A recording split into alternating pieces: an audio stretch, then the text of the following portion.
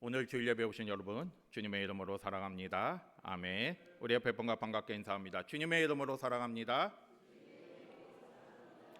네, 함께 축복하겠습니다. 주님의 이름으로 축복합니다. 오늘은 대림절 몇째 주일입니까? 넷째 주일이죠. 넷째 주일. 이제 며칠 후면 성탄절을 맞이하게 됩니다. 계속 말씀을 드렸지만 이 대림절은요 기다리는 기간입니다. 그런데 단순히 그냥 성탄을 기다리고 준비하는 그런 기간이 아니라 우리가 이 대림절 기간 동안 인간의 몸으로 우리를 구원하기 위해서 이 땅에 오신 그 예수님의 그 사랑을 묵상하면서 왜 이 땅에 오셨는지, 그리고 그게 왜 우리에게 어떤 의미가 있는지, 나에게 어떻게 다가오는지를 생각하며 나아가는 시간이 되어야 합니다. 이제 대림절이 얼마 남지 않았지만 다시 한번 우리를 향한, 다른 사람이 아니고요 자신을 향한 예수님의 사랑과 은혜를 깨닫고 감사하며 나아가는 저와 여러분이 되시기를 바랍니다. 마태복음을 보면요 예수님이 태어나시기 전에 천사가 그 요셉의 꿈에 나타나서 그 예수님의 이름을 예수라고 하라고 가르쳐 주셨어요. 그래서 예수님의 이름이 예수가 된 겁니다.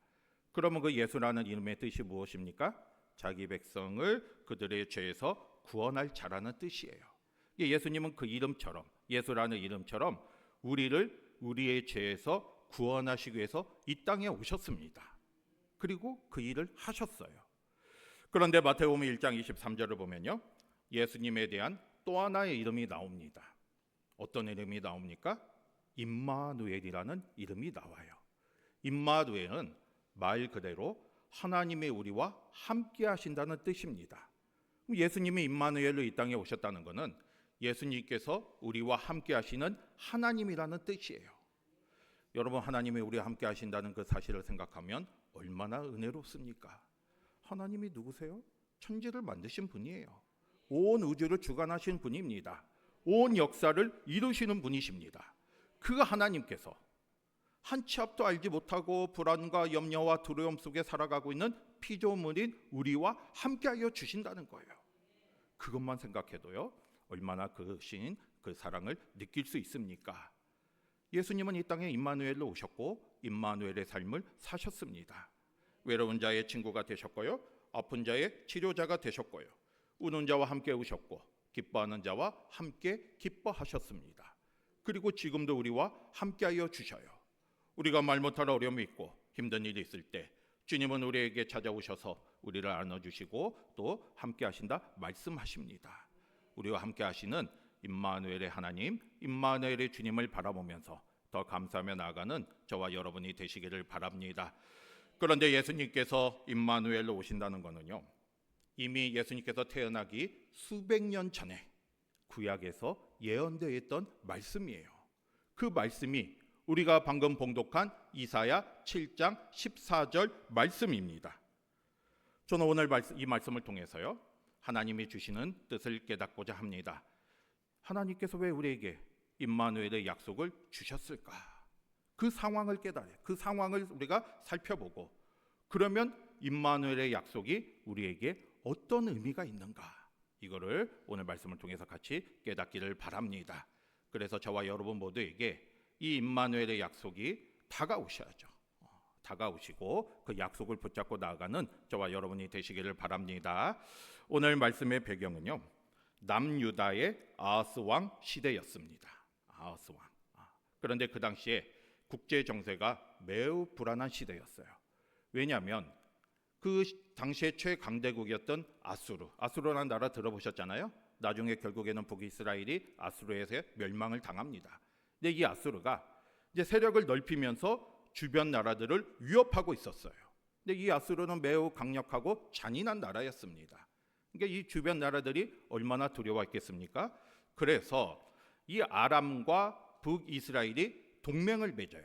군사 동맹을 맺어가지고 함께 아수르에 대항하고자 했습니다. 그래서 아람과 북이스라엘이 군사 동맹을 맺은 다음에 이 남유다의 왕이었던 아하스에게 그 동맹에 참여할 것을 요청했어요. 그런데 아하스는 그 동맹을 거부합니다. 함께하지 않겠다는 거예요. 그리고는 아하스는 오히려 자기는 아수르 편에 서겠다, 나는 아수르를 의지하겠다 하면서 친아수르 정책을 펴게 됩니다. 그러니까 이 북이스라엘과 아람 연합군이 기분이 나쁘잖아요. 자기를 대적하잖아요. 아수르 편에 섰잖아요. 그래가지고 이 남유다를 공격하는 계획을 세워요. 그럼 어떻게 했습니까? 아하스가 이 소식을 들었을 때 어떠했을까요? 2절 같이 보겠습니다. 2절 같이 봅니다. 시작. 어떤 사람이 다윗의 집에 알려 이르되 아람이 왕의 마음과 그의 백성의 마음이 숲이 바람에 흔들린 같이 흔들렸더라. 아멘. 여기서 에브라임이 바로 북이스라엘을 이렇게 말하고 있습니다. 아람과 북이스라엘이 동맹을 맺었고 이제 남유다를 공격하려고 한다는 소식이 아하스 왕에게 들려지게 되었어요. 그랬더니 이 아하스 왕이 어떠했다고 했습니까? 아하스 왕과 그의 백성들의 마음이 어떠했습니까? 바람에 흔들린 것 같이, 숲이 바람에 흔들린 것 같이 흔들렸다는 거예요. 마음이 흔들렸다는 것은 불안과 두려움이 있었다는 거죠. 그냥 담대하면 어떤 얘기가 들어와도 그냥 꼿꼿하게 나아갈 수가 있는데 마음이 그냥 불안과 두려움 때문에 흔들리게 된 거예요. 이 당시 남유다는요, 북이스라엘과 아람 연합군을 대항할 힘이 없었습니다. 그러니까 풍전등화의 위기 가운데 처하게 된 거죠. 그래서 불안과 염려 가운데 마음이 흔들리게 되었어요. 그런데 만약에 아하스 왕이요, 다윗이나 히스기야 왕처럼 하나님을 의지하고 믿음의 사람이었다면 이 상황에서 어떻게 했겠습니까? 하나님께 나오고 하나님께 기도하고 하나님의 도우심을 간구했겠죠. 그런데 아하스는 그렇지 않았어요. 아하스는 하나님을 신뢰하는 사람이 아니었습니다. 아하스는 하나님을 믿는 사람이 아니었어요. 그래서 아하스 왕은 이 순간에도 하나님을 의지하지 않고 당시 최강대국인 아수르를 붙잡습니다. 아수르에게 도움을 요청하고 원군, 그러니까 군대를 파견하도록 요청을 했습니다. 여러분, 이거는 분명히 잘못된 거잖아요. 아수르가 잠시 남유다를 도와주고 군대를 파견해서 도와준다 할지라도 오히려 그것이 올무가 돼가지고 결국에는 남유다가 아수르의 속국이 될 게 뻔한 일이에요. 그러니까 지금 잘못된 선택을 하게 됩니다. 그때 하나님께서 어떻게 하셨습니까? 선지자 이사야를 아하스에게 보내서 이 두려움에 떨고 있는 불안 가운데 아하스에게 하나님의 말씀을 전하게 합니다. 그 말씀이 4절 말씀이에요. 4절 같이 보겠습니다. 4절 볼게요. 시작. 그에게 이르기를 너는 삼가며 조용하라. 느신과 아람과 느말리아들이 심히 노할지라도 이들은 연기나는 두 부직갱이 그루터기에 불과하니 두려워하지 말며 낙심하지 말라. 아멘. 하나님께서 이사야 선지자를 통해서 무슨 말씀을 아하스에게 주셨습니까? 두려워하지 말라는 거예요. 낙심하지 말라는 거예요. 아무리 그들이 강하다 할지라도 하나님이 남유다와 함께 하시면 그들은 무엇과 같다고 말씀하셨습니까? 부직갱이 그루터기.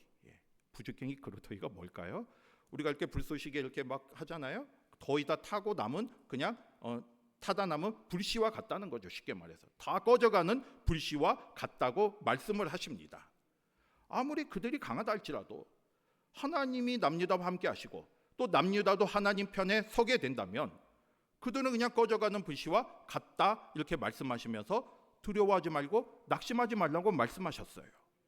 그리고 7절에도 뭐라고 말씀하셨습니까? 그 일은 서지 못하겠고 이루어지지 못할 것이다 말씀하십니다. 왜냐하면 이 북이스라엘과 아람 연합군들이 어떤 계획을 세웠냐면 6절 말씀에 본 것처럼 이들이 남유다를 공격해가지고 아하스 왕을 폐위시키고 새로 자기들의 뜻에 맞는 새로운 왕을 세울 계획을 세운 거예요. 그런데 하나님께서 말씀하십니다. 그들의 계획은 이루어지지 않을 것이다 이렇게 말씀하시면서 다시 한번 아하스에게 하나님을 온전히 믿고 신뢰할 것을 말씀하셨어요. 그리고 9절을 보면 아하스에게 경고도 하십니다. 뭐라고 경고하셨습니까? 믿음 안에 굳게 서지 않으면 넘어지게 될 거라는 거죠. 이거 지금 하나님께서 아하스에게 이사야 선지자를 통해서 말씀을 하시는 거예요. 두려워하지 말고 낙심하지 말고 그들의 계획은 이루어지지 않을 거니까 담대하게 하나님만 붙잡고 믿음으로 나아가라 말씀을 하시면서 만약에 그렇지 않으면 하나님을 의지하지 않으면 넘어지게 될 것이다 이렇게 지금 말씀을 하셔요. 여러분, 하나님께서는 당장 눈앞의 상황을 바꾸기보다 아하스의 마음을 강하게 하시고 계십니다. 이게 하나님을 의지하고 하나님만 바라보며 믿음 위에 굳건히 설 것을 원하셨어요. 그래서 이 말씀을 주셨어요. 그러면 어떻게 해야겠습니까? 아하스가 믿음의 사람이었다면, 이 정도까지 하나님께서 말씀을 하시면 하나님을 의지하고 나아가면 되잖아요. 두려워하고 낙심하지 말고 하나님만 바라보며 나아가면 되잖아요. 그런데 아하스는 그렇지 못했어요. 아하스는 믿음의 사람이 아니었습니다. 이렇게까지 말씀을 하시는데 여전히 하나님을 신뢰하지 않았어요. 그리고 눈앞에 보이는 강대국인 아수르를 의지하며 나아갔습니다. 이게 하나님을 붙잡은 게 아니라 아수르를 붙잡으며 나아갔어요. 그때 하나님께서 어떻게 하십니까? 놀라운 제안을 하셔요. 여러분, 9절까지만 보면 이사야 선지자를 통해서 하나님이 말씀을 하셨다면, 이제 10절부터 보면 직접 말씀을 하셔요. 아하스에게 뭐라고 말씀하셨습니까? 놀라운 제안을 하십니다. 11절 같이 보겠습니다. 11절 같이 볼게요. 시작. 한 징조를 구하되 높은 데에서든지 구하라 하시니. 아멘. 지금 하나님의 능력을 믿지 못하고 하나님을 온전히 신뢰하지 못하는 아하스에게 하나님께서 뭐라고 말씀하셨습니까? 징조를 구하라는 거예요. 이 징조가 뭐예요? 하나님의 능력을 증거하는 표징입니다. 이게 하나님이 얼마나 위대하시고 하나님이 얼마나 능력이 있으신 분인가를 증거를 보여달라고 요구를 하라는 거예요, 하나님께서. 그러면 내가 너에게 보여주겠다. 깊은 데서, 높은 데서 구하라는 것은 무엇이든지 구하라는 거죠. 거의 백지수표를 주는 것과 마찬가지로 아하스에게 지금 징조를 구하라 말씀하고 있는 거예요. 이게 지금 하나님의 마음은 이거죠.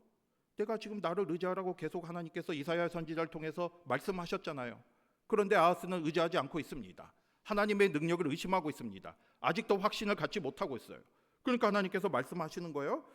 아직도 확신을 가지지 못한다면 하나님의 능력을 보여달라고 증거를 구하라는 거죠. 표적을 구하라는 거죠. 그러면 내가 보여주겠다. 무엇이든지 구하든지 보여주겠다.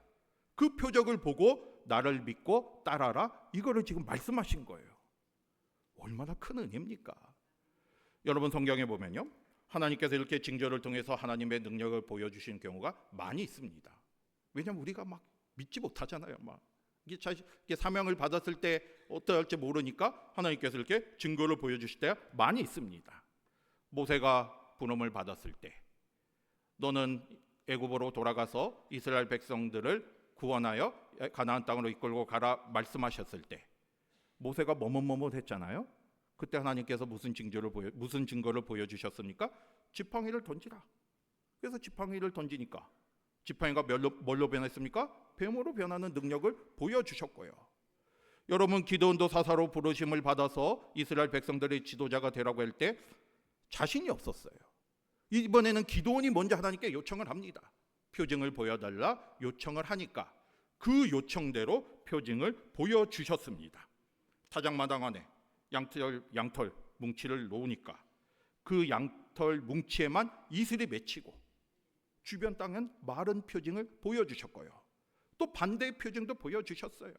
양털 이슬만 마르고 주변 땅이 젖는 그 표징도 보여주셨습니다. 이렇게 모세나 또 기드온, 하나님의 표징을 보고 그 하나님이 함께 하신다는 또 하나님의 능력, 확신을 가지고 믿음으로 나아갔잖아요. 이게 지금도 하나님께서 아하스에게 구하라고 말씀하셨어요. 징조를 구하라. 내가 무엇이든지 보여주겠다. 이렇게 말씀하시면서 믿음이 없는 아하스 왕을 책망하시기보다는 기다리신 거죠. 그 믿음을 가지고 돌아오기를 기다리고 회복시키는 기회를 주신 겁니다. 그래서 징조를 구하라 말씀을 하셨는데, 여러분, 아하스가요 어떻게 대답을 합니까? 이렇게까지 했으면 징조를 뭔가 구하고 징조를 보고 하나님의 능력으로 따라가면 좋은데 아하스는 그렇지 못했어요. 12절 같이 보겠습니다. 12절 같이 볼게요. 시작.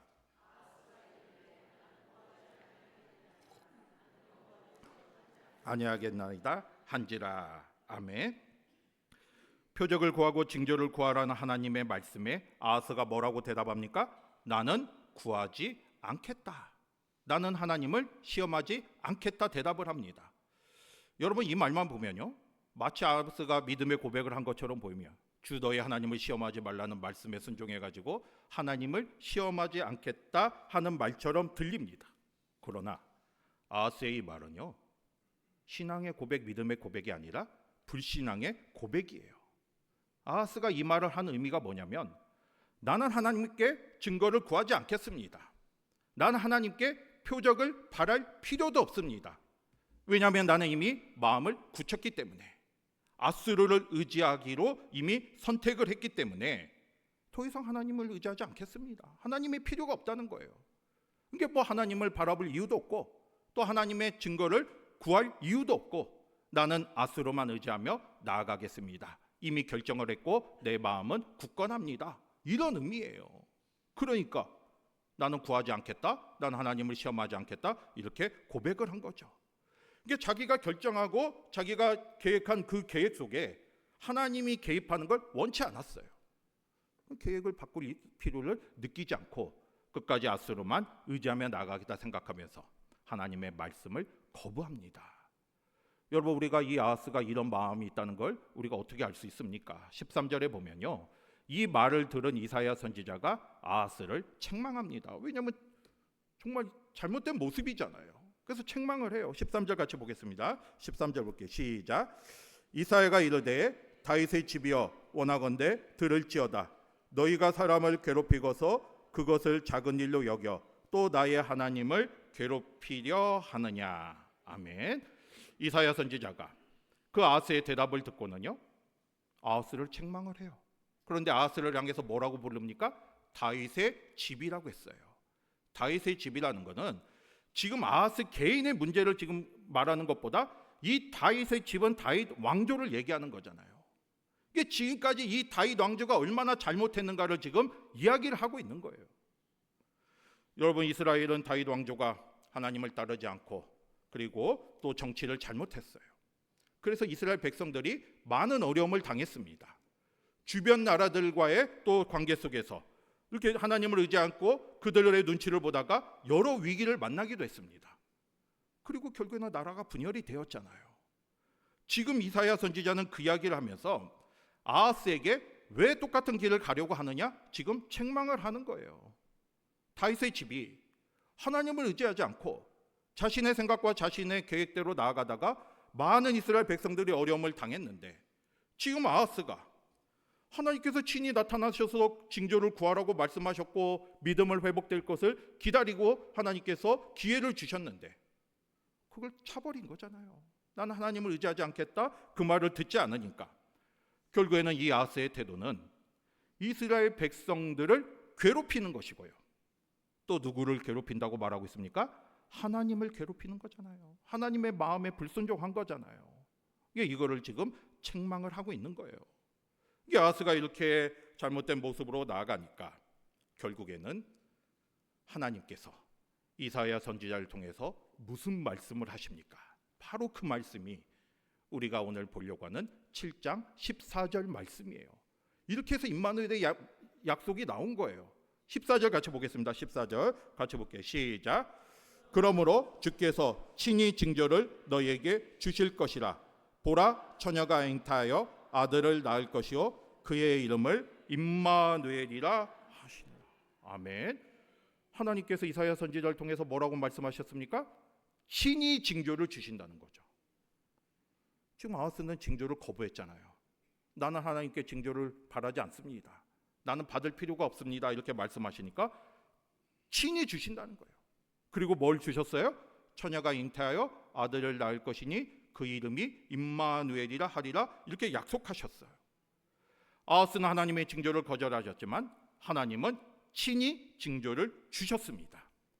구하지 않았다고 해서 그래? 그러면 네가 알아서 해, 이렇게 말씀하시지 않고 그 아하스의 거부에도 불구하고 하나님은 징조를 주셨어요. 약속을 주셨습니다.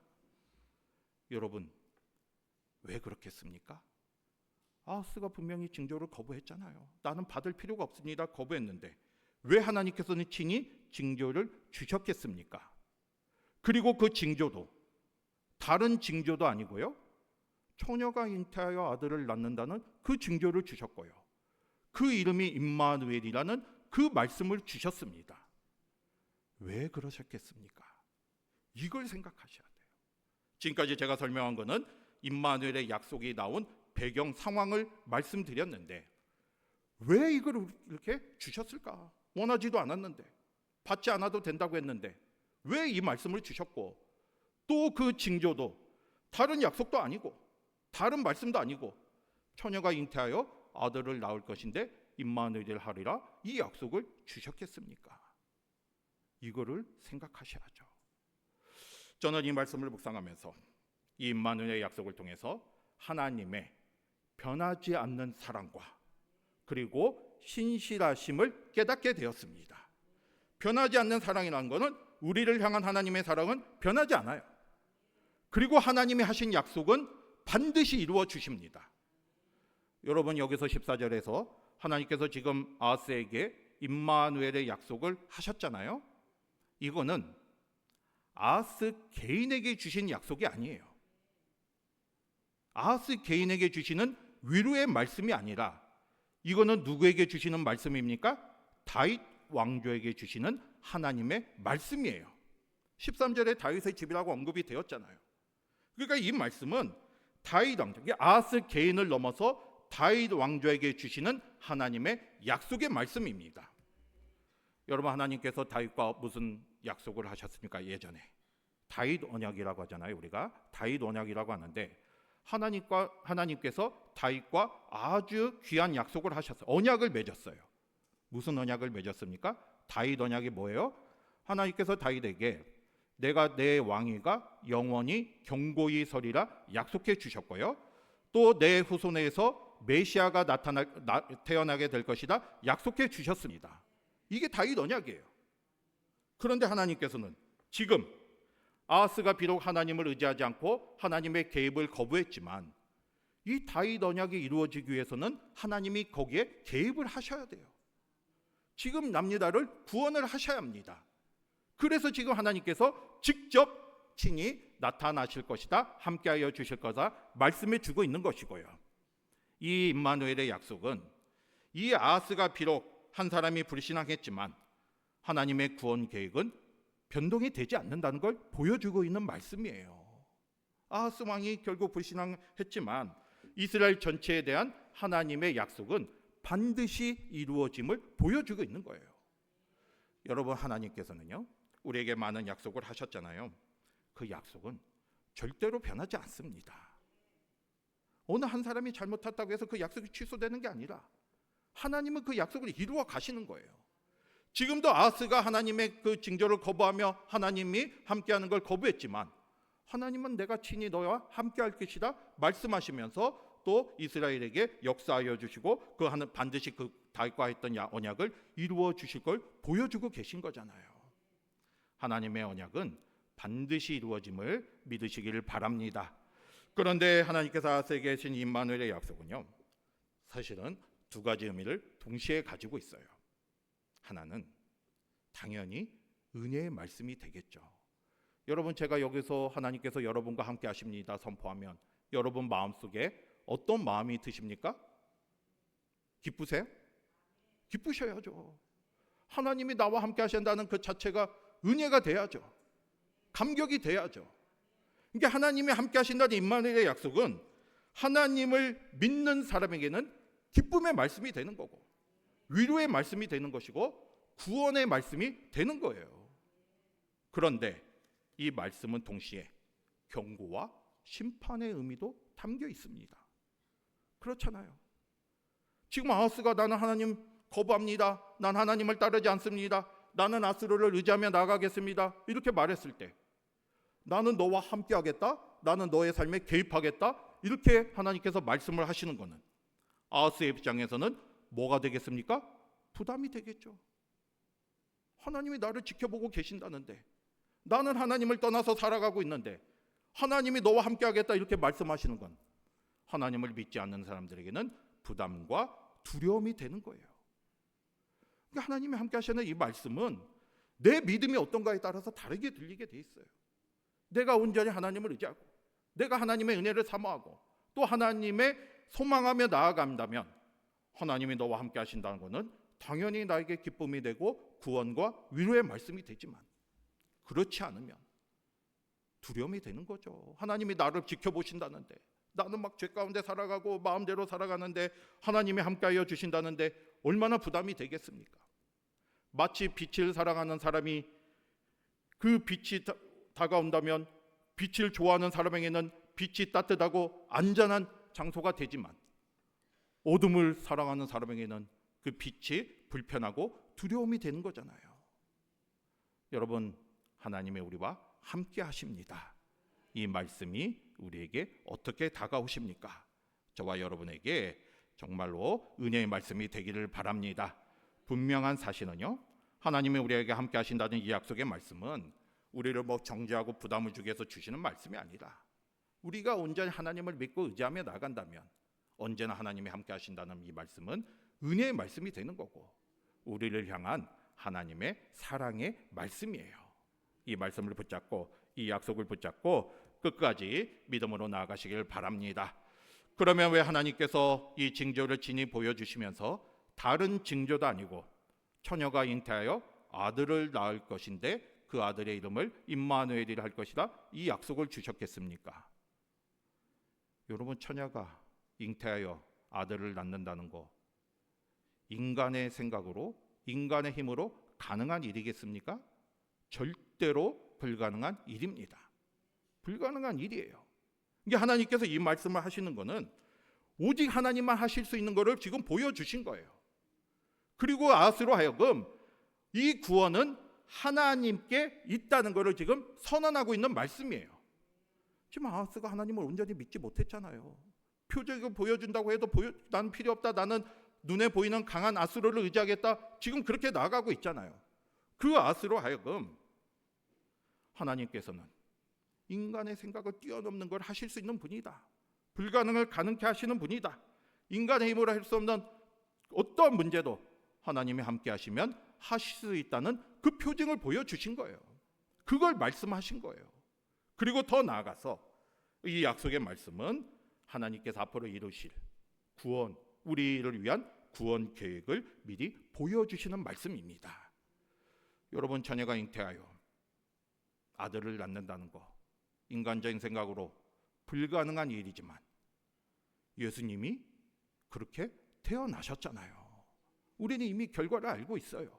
이 말씀을 주실 때는 이미 예언이지만 우리는 이미 예수님이 이 땅에 오심을 통해서 수백 년 전 하나님이 주신 그 약속이 그대로 이루어졌음을 알 수 있습니다. 불가능이 가능케 된 것을 우리는 말씀을 통해서 믿게 되었습니다. 하나님의 약속은 변하지 않고요. 하나님은 어떤 상황에서도 불가능을 가능케 하시는 분, 능력의 하나님이시고요. 오늘 말씀처럼 우리에게 임마누엘의 약속을 주시는 분이십니다. 여러분, 하나님은 그 약속을 이루시고 또 약속을 하시고 그 약속을 이룰 수 있는 분이잖아요. 그런데 우리에게 임마누엘의 약속을 주셨잖아요. 그러면 그 임마누엘의 약속도 영원히 변치 않고 우리와 함께 하신다는 거예요. 그 약속을 붙잡고 믿음으로 나아가시길 바랍니다. 우리가 지금 대림절을 지내면서 인간 이 땅에 오시는 예수님을 기다리고 있잖아요. 그 예수님이 아까 서두에도 말씀드린 것처럼 예수라는 이름을 가지고 오셨어요. 우리를 우리의 죄에서 구원하기 위해서 이 땅에 오셨습니다. 그리고 임마누엘의 이름을 가지고 이 땅에 오셨어요. 그건 하나님이 우리에게 주신 약속입니다. 하나님이 우리와 함께하여 주시겠다. 지금까지 하나님이 우리와 함께하여 주셨어요. 에덴 동산에서 아담과 하와와 함께하여 주셨고요. 이스라엘 백성들의 광야 여정 가운데도 이스라엘 백성들과 함께하여 주셨고요. 성전이 지어진 후에는 성전을 통해서 성전에 나오는 모든 백성들을 위해 함께하여 주셨습니다. 예수님께서도 임마누엘로 이 땅에 오셔서 많은 사람들과 함께하여 주셨고요. 지금도 우리와 함께하여 주시고요. 앞으로도 영원히 우리와 함께하여 주실 것입니다. 이 임마누엘의 약속을 붙잡고 믿음으로 나아가시기를 바랍니다. 우리가 살아가다 보면 어려움이 있을 수 있고요. 또 고난이 생길 수도 있습니다. 예기치 않은 일들이 생기고 위기의 순간이 생길 수도 있어요.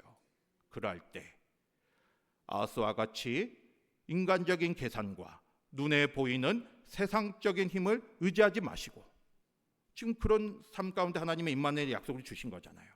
오늘 이 주신 말씀처럼 하나님이 나와 함께 하신다는 임마누엘의 약속을 붙잡고 믿음으로 나아가시길 바랍니다. 우리가 이 약속을 붙잡고 나아간다면 하나님의 우리와 함께 하심을 통해서 능력의 하나님이세요. 불가능을 가능케 하신 분이십니다. 처녀가 잉태하여 아들을 낳게 하시는 분이에요. 이 놀라운 능력의 하나님께서 우리와 함께하여 주시고 우리의 삶 속에서도 놀랍게 역사하여 주실 것입니다. 이 약속을 붙잡고 끝까지 믿음으로 승리하며 나아가는 저와 여러분이 되시기를 주님의 이름으로 축복합니다. 아멘. 기도하겠습니다.